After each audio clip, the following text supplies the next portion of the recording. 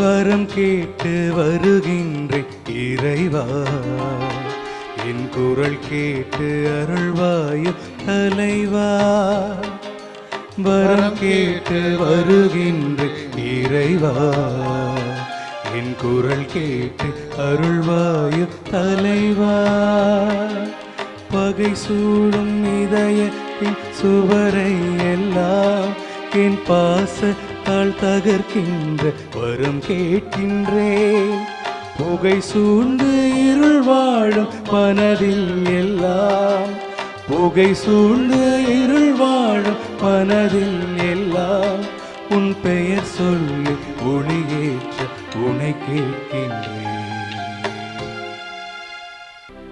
தந்தை மகன் தூயாவியாரின் பெயராலே ஆமென். நம் ஆண்டவராய் இயேசு கிறிஸ்துவின் அருளோ, கடவுளின் அன்பு, தூய ஆவியாரின் நட்புறவும் தோழமையோ உங்கள் அனைவரோடும் இருப்பதாக. உம் ஆன்மாவோடும் இருப்பதாக.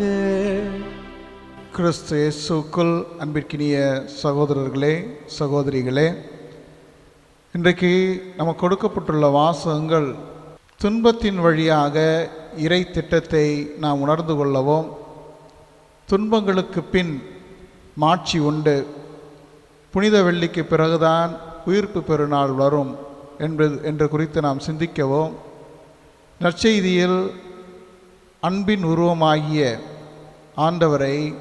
ஆண்டவர் இயேசு கிறிஸ்துவை நாம் ஏற்றுக்கொள்ளும்படியாகவும், அவ்வாறு நாம் ஏற்றுக்கொள்ளாவிடில் வர விளைவுகளை பற்றி சிந்தித்து பார்க்கவும் அழைப்பு விடுக்கின்றன.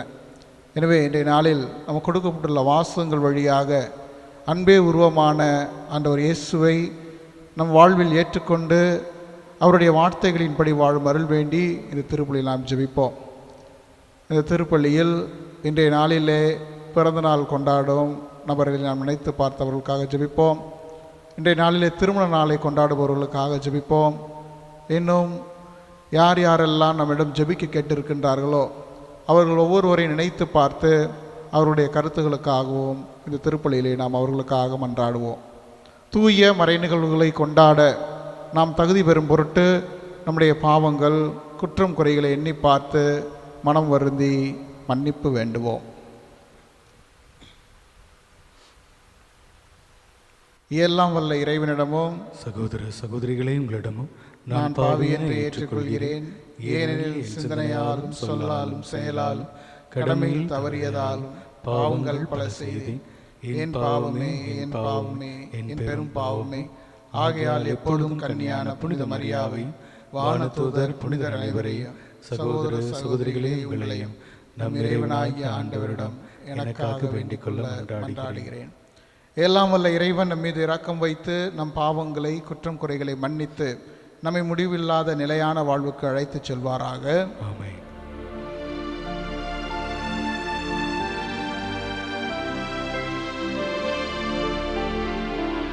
என் பிதாவே, என்னை மன்னியும். என் பிதாவே, என்னை மன்னியும்.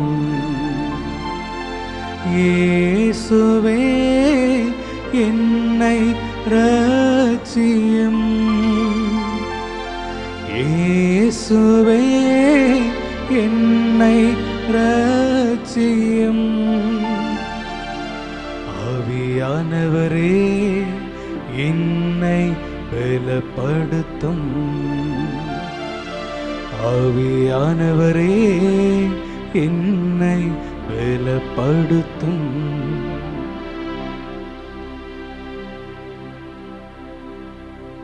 ஜெபிப்போமாக. ஆண்டவரே, நாங்கள் ஆண்டுதோறும் நினைவு கூறும் மறை நிகழ்வுகளால் தொடக்கத்திலிருந்தே மனித இயல்பின் மேன்மை புதுப்பிக்கப்பட்டு உயிர்த்தெழுதலின் எதிர்நோக்கை பெற்றுள்ளது. அதனால் நாங்கள் நம்பிக்கையில் கொண்டாடுவதை முடிவில்லா அன்பில் பெற்றுக்கொள்ள உமது கனிவை அருள வேண்டுகின்றோம். உமோடு தூய ஆவியாரின் ஒன்றிப்பில் இறைவனாய் என்றென்றும் வாழ்ந்து ஆட்சி செய்கின்ற அவர் வழியாக உம்மை மன்றாடுகின்றோம்.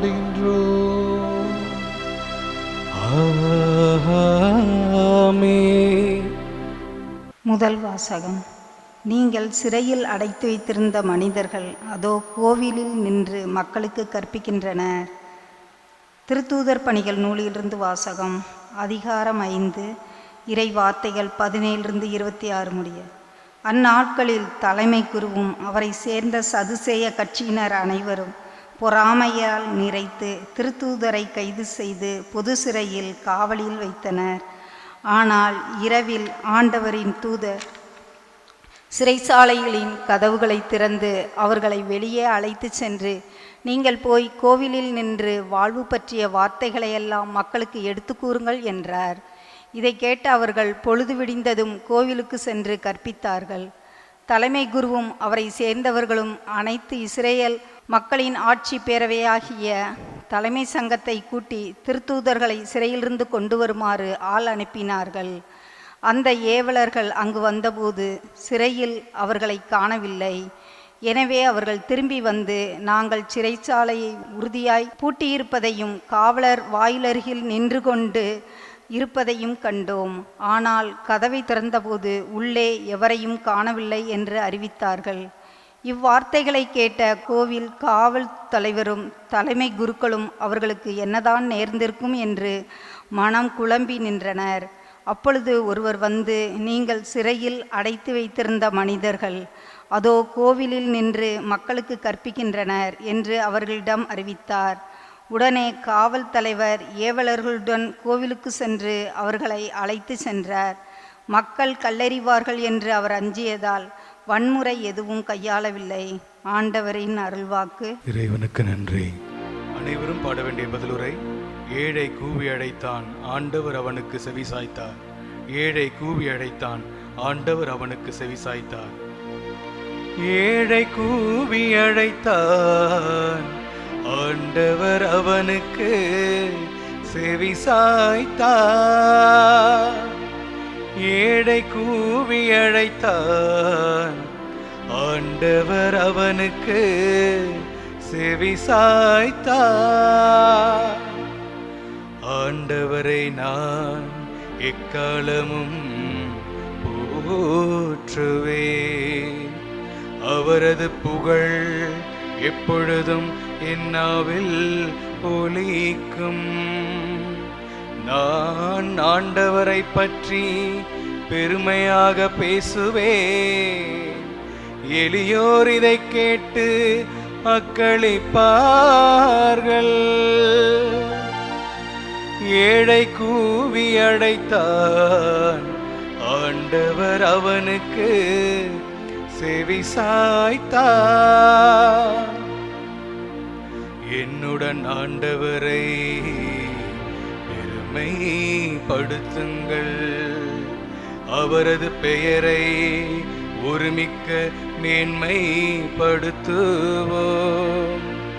துணிவு வேண்டி நான் ஆண்டவரை மன்றாடினேன், அவர் எனக்கு மறுமொழி பகிர்ந்தார். எல்லா வகையான அதிர்ச்சி நின்றும் அவர் என்னை விடுவித்தார். ஏழை கூவி அழைத்தான், ஆண்டவர் அவனுக்கு செவி சாய்த்தார். அவரை நோக்கி பார்த்தோர் மகிழ்ச்சியாய் மிளிர்ந்தனர், அவர்கள் முகம் அவமானத்திற்கு உள்ளாகவில்லை. இந்த ஏழை கூவி அழைத்தான், ஆண்டவர் அவனுக்கு செவி சாய்த்தார். அவர் எல்லா நெருக்கடி நின்றும் அவனை விடுவித்து காத்தார். ஏழை கூவி அழைத்தார், ஆண்டவர் அவனுக்கு செவி சாய்த்தார். ஏழை கூவி அழைத்தான், ஆண்டவர் அவனுக்கு செவி சாய்த்தார்.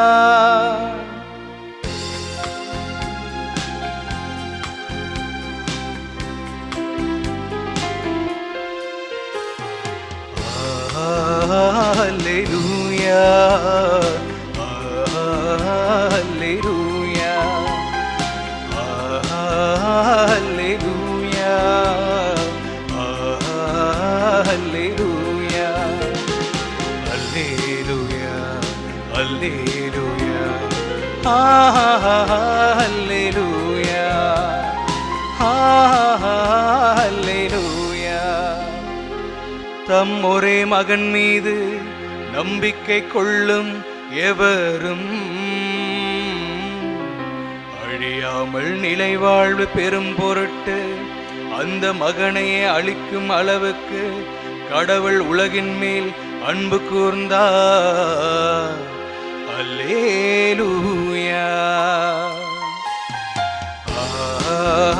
அல்லேலூயா, Alleluia, Alleluia, Alleluia, Alleluia, Alleluia. ஆண்டவர் உங்களோடு இருப்பாராக. உம் ஆன்மாவோடும் இருப்பாராக. யோவான் எழுதிய தூய நற்செய்தியிலிருந்து வாசகம். ஆண்டவரே மாட்சி உமக்கே. இயல் 3 இறை வார்த்தைகள் 16 முதல் 21 முடிய. அக்காலத்தில் இயேசு நிக்கதேமிடம் கூறியது, தம் ஒரே மகன் மீது நம்பிக்கை கொள்ளும் எவரும் அழியாமல் நிலை வாழ்வு பெறும் பொருட்டு அந்த மகனையே அளிக்கும் அளவுக்கு கடவுள் உலகின் மேல் அன்பு கூர்ந்தார். உலகிற்கு தண்டனை தீர்ப்பு அளிக்க அல்ல, தம் மகன் வழியாக அதை மீட்கவே கடவுள் அவரை உலகிற்கு அனுப்பினார். அவர் மீது நம்பிக்கை கொள்வோர் தண்டனை தீர்ப்புக்கு ஆளாவதில்லை. ஆனால் நம்பிக்கை கொள்ளாதோர் ஏற்கனவே தீர்ப்பு பெற்றுவிட்டனர். ஏனெனில் அவர்கள் கடவுளின் ஒரே மகனிடம் நம்பிக்கை கொள்ளவில்லை. ஒளி உலகிற்கு வந்திருந்தும் தம் செயல்கள் தீயனவாய் இருந்ததால் மனிதர் ஒளியை விட இருளையே விரும்பினர். இதில்தான் அவர்களுக்கு எதிரான தண்டனை தீர்ப்பு அடங்கியுள்ளது. தீங்கு செய்யும் அனைவரும் ஒளியை வெறுக்கின்றனர். தங்கள் தீச்செயல்கள் வெளியாகிவிடும் என அஞ்சி அவர்கள் ஒளியிடம் வருவதில்லை. உண்மைக்கேற்ப வாழ்பவர்கள் ஒளியிடம் வருகிறார்கள். இதனால் அவர்கள் செய்யும் அனைத்தையும் கடவுளோடு இணைந்தே செய்கிறார்கள் என்பது வெளியாகும். ஆண்டவரின் அருள்வாக்கு. கிறிஸ்துவே உமக்கு புகழ். கிறிஸ்து இயேசுக்குள் அன்பிற்கினிய சகோதரர்களே, சகோதரிகளே, திருச்சபையின் வரலாறு பாடுகளும் துன்பமும் நிறைந்தது. அத்தகைய வகையில் முதல் வாசகத்தில் திருத்தூதர்கள் சிறையில் அடைக்கப்படுவதை நாம் வாசிக்க கேட்டோம். சொல்லாலும் செயலாலும் தன்னுடைய அன்பு பணிகளாலும் மக்களுக்கு கிறிஸ்துவை பற்றி போதித்து வந்த திருத்தூதர்களை யூதர்கள் இயேசுவை பற்றி போதிக்கக்கூடாது என்று கண்டிக்கிறார்கள். அவர்கள் உங்களுக்கு கீழ்ப்படிவதா அல்லது கடவுளுக்கு கீழ்ப்படிவதா என்று கேட்டுவிட்டு தொடர்ந்து கிறிஸ்துவை பற்றி போதிப்பதால் சிறையில் அடைக்கப்படுகிறார்கள். ஆனால் ஆண்டவருடைய செயல்களை, ஆண்டவருடைய வேலையை செய்பவர்களுக்கு எந்தவித தடையும் வராது என்பதை நாம் பல்வேறு அனுபவங்களால் உணர்ந்திருக்கின்றோம். அதற்கேற்ப சிறைச்சாலையின் கதவுகளை திறந்து வானதூதர் அவர்களை வெளியே அழைத்து சென்று, நீங்கள் போய் கோவிலில் நின்று வாழ்வு பற்றிய வார்த்தைகளை எல்லாம் மக்களுக்கு எடுத்து கூறுங்கள் என்று சொல்கின்றார். இன்றைக்கி நமக்கு கொடுக்கப்பட்டுள்ள முதல் வாசகம், தூய பவுலடியார் தன்னுடைய வாழ்வில் எண்ணற்ற துன்பங்களை சந்தித்தார். அவர் தன்னுடைய துன்பங்களை பட்டியலிடுவதை, நற்செய்தியின் பொருட்டு தாம் அடைந்த துன்பங்களை பட்டியலிடுவதை கூட பெருமையாக நினைத்தார். தான் படும் துன்பங்கள், பாடுகள் கிறிஸ்துவின் பாடுகளில் குறைவாயுள்ளதை திருச்சபைக்காக எனது உடலில் ஏற்றி நான் நிறைவு செய்கிறேன் என்ற அளவுக்கு கூட சொன்னார். இன்றைய வாசகம் நமக்கு கிறிஸ்துவுக்காக நாம் பாடுகள் படுகின்றோமா, அல்லது நமக்கு வாழ்வில் வரும் பாடுகளையும் துன்பத்தையும் ஏற்றுக்கொள்ள தயங்குகின்றோமா, அல்லது பவுலடியாரை போல நாமும் துன்பங்களை இன்பமாக ஏற்று அதை கிறிஸ்துவின் பாடுகளோடு ஒப்பு கொடுத்து அதை இன்பமாக மாற்றுகின்றோமா என்று சிந்தித்து பார்க்க நமக்கு இன்றைக்கு அழைப்பு விடுக்கின்றன. பாடுகளினாலும் இறப்பினாலும் ஆண்டவர் இயேசு துன்புற்றார். ஆனால் துன்பத்திற்கு பின்பு மாட்சி உண்டு என்ற அரிய செய்தியை அவருடைய உயிர்ப்பு வழியாக நமக்கு வெளிப்படுத்தியிருக்கின்றார். எனவே இன்றைய முதல் வாசகத்தில் ஆண்டவருடைய வார்த்தையை அறிவிக்கும் போது நமக்கு வரும் துன்பங்களை நாம் இன்பமாக ஏற்றுக்கொள்ள நமக்கு அழைப்பு விடுக்கின்றது. நற்செய்தி வாசகத்தில் இயேசு நிக்கதேமிடம் கூறுகின்றார், தம் ஒரே மகன் மீது நம்பிக்கை கொள்ளும் எவரும் அழியாமல் நிலை வாழ்வில் பெறும் பொருட்டு அந்த மகனையே அழிக்கும் அளவுக்கு கடவுள் உலகின் மேல் அன்பு கூர்ந்தார் என்று கூறுகின்றார். கடவுள் அன்பாக இருக்கின்றார். அவருடைய அன்பு பேரன்பாக இருக்கின்றது. மனிதர்களாகிய நாம் எப்படி அன்பு செய்கிறோம்? எனது குடும்பம், எனது உறவினர், எனது நண்பர்கள், எனது சாதியினர், எனக்கு தெரிந்தவர்கள் என்று சொல்லி அன்பு செய்கின்றோம். ஆனால் கடவுள் நம்மை படித்தவர்கள், படிக்காதவர்கள், இவர்கள் வசதியானவர்கள், வசதி இல்லாதவர்கள், இவர்கள் அழகானவர்கள், அழகு இல்லாதவர்கள், இவர்கள் உயர்ந்தவர்கள், இவர்கள் தாழ்ந்தவர்கள் என்றெல்லாம் பிரித்து பார்த்து நம்மை அன்பு செய்வதில்லை. அவருடைய அன்பு நிபந்தனையற்ற அன்பாக, ஒரு பேரன்பாக இருக்கின்றது. ஒரு ஊரிலே அண்ணன் தம்பி இருவர் இருக்கின்றார்கள். ஒரு அண்ணனும் தம்பியும் அன்பிற்கு எடுத்துக்காட்டாய் வாழ்கின்றார்கள். அண்ணனுக்கு திருமணம் ஆகியிருக்கின்றது, தம்பிக்கு திருமணம் ஆகவில்லை. எனவே அண்ணன் என்ன நினைப்பாராம், நம்முடைய பெற்றோர் நமக்கு வயல்வெளியை பிரித்து கொடுத்துள்ளார்கள், இப்பொழுது நாம் தனித்தனியாக விவசாயம் செய்கிறோம், தனித்தனியாக வீடுகள் வைத்துள்ளோம். ஆனாலும் தம்பி திருமணம் ஆகாதவன். நாம் என்ன செய்ய வேண்டும்? நம்முடைய உழைப்பிலே அவனுக்கு முடிந்த அளவுக்கு உதவி செய்ய வேண்டும். ஏனென்றால் நமக்கு முதுமை அடைந்த பொழுது பார்த்து கொள்வதற்கு நம்முடைய மனைவி இருக்கின்றார், பிள்ளைகள் இருக்கின்றார்கள். ஆனால் தம்பி திருமணம் செய்து கொள்ளவில்லை. அவனுக்கு யார் இருக்கின்றார்? நாம் தான் அவனுக்கு உதவி செய்ய வேண்டும் என்று சொல்லி அவருடைய விளைச்சலிலே விளைந்ததை அவ்வப்போது தம்பிக்கே தெரியாமல் அவருடைய களஞ்சியத்திலே சென்று வைத்துவிட்டு வந்து விடுவாராம். தம்பி என்ன நினைப்பாராம், அண்ணன் நன்றாக இருக்க வேண்டும், அவர் மகிழ்ச்சியோடு இருக்க வேண்டும். நாம் ஒண்டிக்கட்டை, நமக்கு திருமணம் ஆகவில்லை. ஆனால் அண்ணன் திருமணமானவர், அவருக்கு மனைவி இருக்கிறார்கள், பிள்ளைகள் இருக்கிறார்கள், செலவுகள் அதிகம். ஆகவே அவர்கள் பிள்ளைகளை படிக்க வைக்க வேண்டும், அவர்களுக்கு திருமணம் செய்து வைக்க வேண்டும். இன்னும் நோய் ஏற்பட்டால் அதை மருத்துவமனைக்கு சென்று அவர் கவனிக்க வேண்டும். இப்படி அவர்களுக்கு பல்வேறுபட்ட செலவுகள் இருக்கும். அதனால் அண்ணன் நல்லா இருக்க வேண்டும் என்று சொல்லி அவர் என்ன செய்வாராம், தன்னுடைய விளைச்சலிலே அவர் பெறுவதையெல்லாம் அண்ணனுக்கே தெரியாமல் அவருடைய களஞ்சியத்திலே கொண்டு வைத்து விட்டு வந்து விடுவாராம். எனவே அன்பிற்கினியவர்களே, அன்புதான் உலகை வெல்லும், அன்புதான் கடவுள், அன்பே சிவம் என்று கூட நம்முடைய நாட்டிலே நாம் சொல்லுகின்றோம். இன்றைக்கு நாமும் அதைத்தான் நற்செய்தியிலே வாசிக்கின்றோம். கடவுள் உலகை அன்பு செய்தார். தம் ஒரே மகனை நம்முடைய பாவங்களுக்காக மீட்கும் பொருட்டு, இந்த உலகில் எவரும் அழியாமல் நிலைவாழ்வு பெறும் பொருட்டு அந்த ஒரே மகனையே அழிக்கும் அளவுக்கு கடவுள் உலகின் மேல் அன்பு கூர்ந்தவராக இருக்கின்றார். உலகிற்கு தண்டனை தீர்ப்பு அளிக்க அல்ல, தம் மகன் வழியாக அதை மீட்கவே கடவுள் தம் ஒரே மகனை உலகிற்கு அனுப்பினார் என்று சொல்கின்றார். அவ்வாறு அன்பு செய்கின்ற கடவுள் நம்மிடம் எதிர்பார்ப்பது என்ன?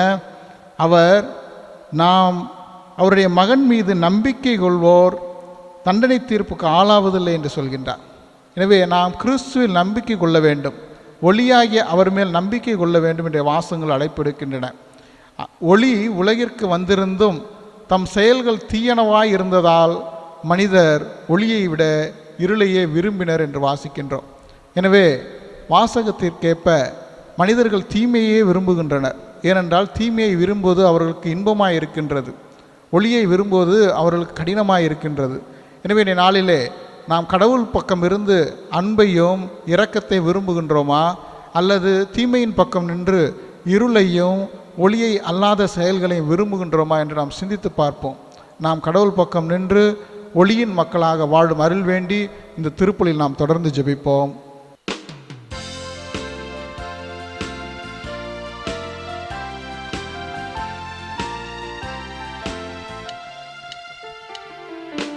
அர்ப்பணித்தேன் என்னையே இயேசுவே, உன் அன்பு பலிபீடத்திலே யாகமாகுவே. அர்ப்பணித்தேன் என்னையே இயேசுவே, உன் அன்பு பலிபீடத்திலே யாகமாகுவே. உன் பாதையிலே பயணமாகுவே, உண்மைக்கான சாட்சியாய் வாழ்ந்திடுவேன். வாழ்ந்திடுவேன், நான் வாழ்ந்திடுவேன். அர்ப்பணித்தேன் என்னையே இயேசுவே, உன் அன்பு பலிபீடத்திலே தியாகமாகுவே. அன்புமிக்க சகோதர சகோதரிகளே, உங்களிடம் என்னுடையதுமான இந்த பலி எல்லாம் வல்ல தந்தையாகிய இறைவனுக்கு ஏற்புடையதாகும்படி ஜெபியுங்கள். ஆண்டவர் தம் திருப்பேரின் புகழ்ச்சிக்காகவும் மாட்சிக்காகவும் நமது நன்மைக்காகவும் புனித திராவை அனைத்து நலனுக்காகவும் நமது கையிலிருந்து இப்படி ஏற்றுக்கொள்வாராக. இறைவா, இந்த பலியின் வணக்கத்துக்குரிய பரிமாற்றத்தால் எங்களை உமது உன்னதமான ஒரே இறை இயல்பில் பங்கு பெறச் செய்ய உம்மை வேண்டுகின்றோ. அதனால் உமது உண்மையை அறிந்து கொண்ட நாங்கள் அதை தகுதியான செயல்களால் எமதாக்கிக் கொள்வோமாக. எங்கள் ஆண்டவராகிய கிறிஸ்து வழியாக உம்மை மன்றாடுகின்றோ. ஆமென். ஆண்டவர் உங்களோடு இருப்பாராக, உம் ஆன்மாவோடும் இருப்பாராக. இதயங்களை மேலே எழுப்புங்கள். ஆண்டவரிடம் எழுப்பியுள்ளோம், நம் இறைவனாகிய ஆண்டவருக்கு நன்றி கூறுவோம். அது தகுதியும் நீதியுமானதே. ஆண்டவரே, எக்காலத்தில் உம்மை புகழ்ந்துரைப்பதும் எல்லாவற்றுக்கும் மேலாக எங்கள் பாஸ்காவாகிய கிறிஸ்து பலியான இச்சிறப்பான காலத்தில் உம்மை இன்னும் மிகுதியாக வாழ்த்தி போற்றுவதும் மெய்யாகவே தகுதியும் நீதியுமாகும், எங்கள் கடமையும் மீட்டுக்குரிய செயலுமாகும். கிறிஸ்து எங்களுக்காக இன்னும் தொடர்ந்து தம்மை கையளித்து உமது திருமுன் இடையராது பரிந்து பேசி எங்களை பாதுகாத்து வருகின்றார். பலியான அவர் இனிமேல் சாக மாட்டார், கொலை செய்யப்பட்ட அவர் என்றும் வாழ்கின்றார். ஆகவே பாஸ்கா மகிழ்ச்சி பொங்க அனைத்துலகின் மாந்தர் அனைவர் மக்களிக்கின்றனர். அவ்வாறே ஆற்றல் மிக்கோரும் அதிகாரம் கொண்ட தூதர்களும் ஒரு மாட்சியை புகழ்ந்து பாடி முடிவின்றி சொல்வதாவது: தூயவர் தூயவர் தூயவர், வான் படைகளின் கடவுளாம் ஆண்டவர், விண்ணகமும் மண்ணகமும் உமது மாட்சியால் நிறைந்துள்ளன. உன்னதங்களிலே ஓசன்னா, ஆண்டவர் பெயரால் வருகிறவர் ஆசி பெற்றவர், உன்னதங்களிலே ஓசன்னா. வானக தந்தையே, நீர் மெய்யாகவே தூயவர், தூய்மை அனைத்துக்கும் ஊற்று. ஆகவே உம்முடைய ஆவியை பொழிந்து இக்காணிக்கைகளை தூய்மைப்படுத்த வேண்டுகின்றோம். இவ்வாறு எங்கள் ஆண்டவர் இயேசு கிறிஸ்துவின் உடலும் இரத்தமுமாக எங்களுக்கு இவை மாறுவனவாக. அவர் பாடுபட உளம் கனிந்து தம்மை கையளித்த போது அப்பத்தை எடுத்து நன்றி செலுத்தி அதை பிட்டு தம் சீடர்களுக்கு அளித்து கூறியதாவது: அனைவரும் இதிலிருந்து பெற்று உண்ணுங்கள், ஏனெனில் இது உங்களுக்காக கையளிக்கப்படும் என் உடல்.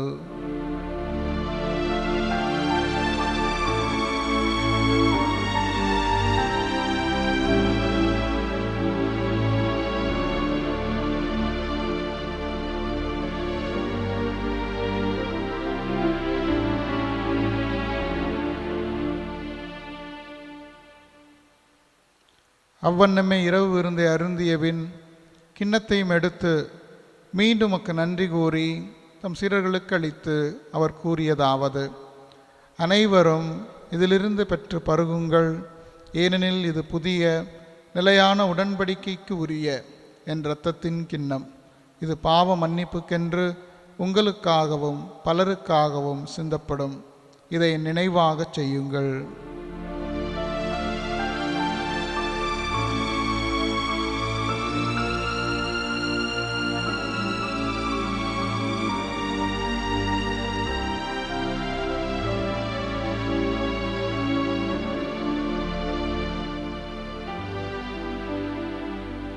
நம்பிக்கையின் மறை பொருள். ஆண்டவரே, நீ வருமளவும் உமது இறப்பினை அறிக்கையிடுகின்றோ, உமது உயிர்ப்பினையும் எடுத்துரைக்கின்றோ. ஆகவே ஆண்டவரே, நாங்கள் கிறிஸ்துவின் இறப்பினையும் உயிர்ப்பினையும் நினைவு கூர்ந்து வாழ்வு தரும் அப்பத்தையும் மீட்பளிக்கும் கிண்ணத்தையும் உமக்கு ஒப்புக் கொடுக்கின்றோம். உம் திருமுன் என்று உமக்கு ஊழியம் புரிய தகுந்தவர்கள் என எங்களை ஏற்றுக்கொண்டீர். எனவே உமக்கு நன்றி செலுத்துகின்றோம். மேலும் கிறிஸ்துவின் உடலிலும் இரத்தத்திலும் பங்கு கொள்ளும் எங்களை தூய ஆவியார் ஒன்று சேர்க்க வேண்டும் என உம்மை தாழ்மையுடன் மன்றாடுகின்றோம். ஆண்டவரே, உலகெங்கும் பரவியிருக்கும் அது திருவை நினைவு கூர்ந்தருளும். எங்கள் திருத்தந்தை லியோ, எங்கள் ஆயர் ஆரோக்கியராஜ், எல்லா திருநிலையினர் ஆகிய அனைவரோடும் முது திருவை அன்பில் நிறைவு பெறச் செய்தருளும். மேலும் உயிர்த்தெழும் எதிர்நோக்குடன் துயில் கொள்ளும் சகோதர சகோதரிகளையும் இறந்தோர் அனைவரையும் இரக்கத்துடன் நினைவு கூர்ந்து முது திருமுக ஒளியினுள் ஏற்றருளும். எங்கள் அனைவர் மீதும் இரக்கமாயிரும். கடவுளின் கன்னித்தாயான புனித மரியா, அவருடைய கணவரான புனித யோசேப்பு, புனித திருத்தூதர்கள், இவ்வுலகிலே உமக்கு உகந்தவராயிருந்தோர் ஆகிய புனிதர் அனைவருடனும் நாங்கள் நிலை வாழ்வில் பங்கு கொள்ளும் தகுதி பெற்று உம் திருமகன் இயேசு கிறிஸ்து வழியாக உம்மை புகழ்ந்தேத்தும் வரமருள உம்மை மன்றாடுகின்றோம்.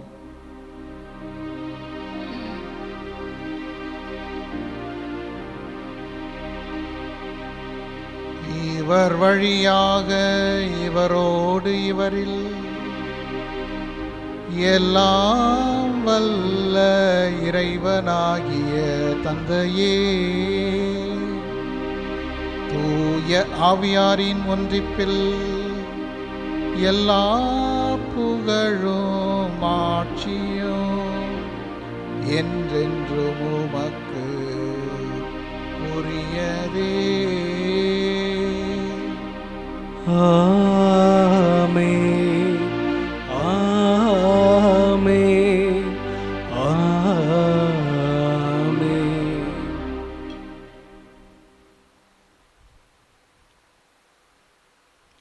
மீட்பரின் கட்டளையால் கற்பிக்கப்பட்டு இறை படிப்பினையால் பயிற்சி பெற்ற நாம் துணிந்து சொல்லுவோம். விண்ணுலகில் இருக்கிற எங்கள் தந்தையே, உமது பெயர் தூயது என போற்ற பெறுக. உமது ஆட்சி வருக. உமது திருவுள்ளம் விண்ணுலகில் நிறைவேறுவது போல மண்ணுலகிலும் நிறைவேறுக. எங்கள் அன்றாட உணவை இன்று எங்களுக்கு தாரும். எங்களுக்கு எதிராக குற்றம் செய்வோரை நாங்கள் மன்னிப்பது போல எங்கள் குற்றங்களை மன்னியும். எங்களை சோதனைக்கு உட்படுத்தாதையும், தீமையிலிருந்து எங்களை விடுவித்தருளும். ஆண்டவரே, தீமைகள், நோய்கள், விபத்துகள் அனைத்திலுமிருந்தும் எங்களை விடுவித்து எங்கள் வாழ்நாளில் அமைதியை கனிவுடன் அருள மன்றாடுகின்றோம். உமது இரக்கத்தின் உதவியால் நாங்கள் பாவத்திலிருந்து எப்போதும் விடுதலை பெற்று யாதொரு கலக்கமும் இன்றி நலமாய் வாழ்வோமாக. நாங்கள் எதிர்நோக்கி இருக்கும் பேரின்பத்துக்காகவும் மீட்பராகிய கிறிஸ்துவின் வருகைக்காகவும் காத்திருக்கின்றோம். ஏனெனில் ஆட்சியும் வல்லமையும் மாட்சியும் என்றென்றும் உமதே. ஆண்டவராகிய இயேசு கிறிஸ்துவே, அமைதியை உங்களுக்கு விட்டுச் செல்கின்றேன், என் அமைதியை உங்களுக்கு தருகின்றேன் என்றும் திருத்தூதர்களுக்கு மொழிந்தீரே. எங்கள் பாவங்களையும் குற்றம் குறைகளையும் பாராமல் ஏதோ இந்த திருப்பலியிலே கலந்து கொண்டு நம்பிக்கையோடு ஜெபித்து கொண்டிருக்கும் எங்கள் ஒவ்வொருவரின் நம்பிக்கையை கண்ணோக்கி திருவுளத்துக்கு ஏற்ப எங்களுக்கு அமைதியையும் ஒற்றுமையையும் தந்தருள்வீராக. என்றென்றும் வாழ்ந்து ஆட்சி செய்கின்றவர் நீரே. ஆமென். ஆண்டவருடைய அமைதி உங்கள் அனைவரோடும் என்றும் இருப்பதாக, ஆன்மாவோடும் இருப்பதாக. ஒருவருக்கொருவர் ஆண்டவர் இயேசு தரும் அமைதியை பகிர்ந்து கொள்வோம்.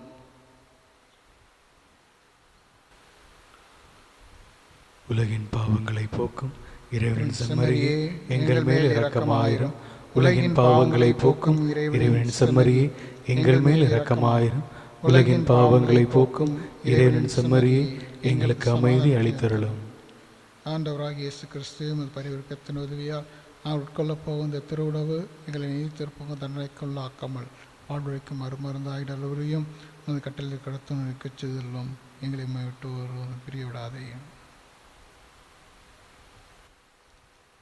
இதோ இறைவனின் செம்மறி, இவரே உலகின் பாவங்களை போக்குகின்றவர். செம்மறியின் விருந்துக்கு அழைக்கப்பட்டுள்ள நாம் ஒவ்வொருவரும் பேறு பெற்றோர். ஆண்டவரே, நீர் என் உள்ளத்தில் எழுந்தருள நான் தகுதியற்றவன். ஆனால் ஒரு வார்த்தை மட்டும் சொல்லிடலாம், எனது ஆன்மா நலமடையும். கிறிஸ்துவின் திருவுடலும் திரு ரத்தமும் நம்மை காத்து நமக்கு நிலை வாழ்வு தருவதாக. ஆமென். ஆசை திருவிருந்துக்கான மன்றாட்டு. ஆண்டவரே, நீர் என் இல்லத்தில் எழுந்தருள நான் தகுதியற்றவள். ஆனால் ஒரு வார்த்தை மட்டும் சொல்லியருளும் என்று நூற்றுவர் தலைவன் ஜெபித்தது போல நாங்களும் இப்போது திருப்பாதம் பணிந்து வேண்டுகிறோம். இனிய இயேசுவே, நாங்கள் தகுதியற்றவர்களாய் இருந்தாலும் எங்கள் தகுதியின்மையை பாராமல் நீர் எங்கள் உள்ளங்களில் எழுந்து வாரும். அன்பிலும் அருளிலும் நாங்கள் நிலைத்திருக்க எம்முள் எழுந்து வாரும். நன்மை செய்வதில் ஆர்வமுள்ளவர்களாய் தீமைகள் அனைத்திலிருந்தும் விடுதலை பெற்றவர்களாய் வாழவும் எங்களை வழிநடத்த வாரும். எல்லா நலன்களாலும் வளங்களாலும் எங்களை நிரப்ப வாரும். ஆமேன். நன்றி கூறி மன்றாடுவோமாக. ஆண்டவரே, வெண்ணக மறை நிகழ்வுகளால் நீ நிறைவு செய்த மக்களுடன் கனிவாய் தங்கியிருக்க உம்மை வேண்டுகின்றோ. பழைய நிலையிலிருந்து வாழ்வின் புதிய நிலைக்கு நாங்கள் கடந்து செல்ல செய்வீராக. எங்கள் ஆண்டவராகிய கிறிஸ்து வழியாக உம்மை மன்றாடுகின்றோ. ஆண்டவர் உங்களோடு இருப்பாராக. ஆன்மாவோடும் இருப்பாராக. எல்லாம் வல்ல இறைவன் தந்தை, மகன், தூயாவியா நம் அனைவரையும் நிறைவாக ஆசீர்வதிப்பாராக. ஆமென். சென்று வாருங்கள், திருப்பலி நிறைவு பெற்றது. அல்லேலூயா, அல்லேலூயா. இறைவனுக்கு நன்றி. அல்லேலூயா, அல்லேலூயா, அல்லேலூயா.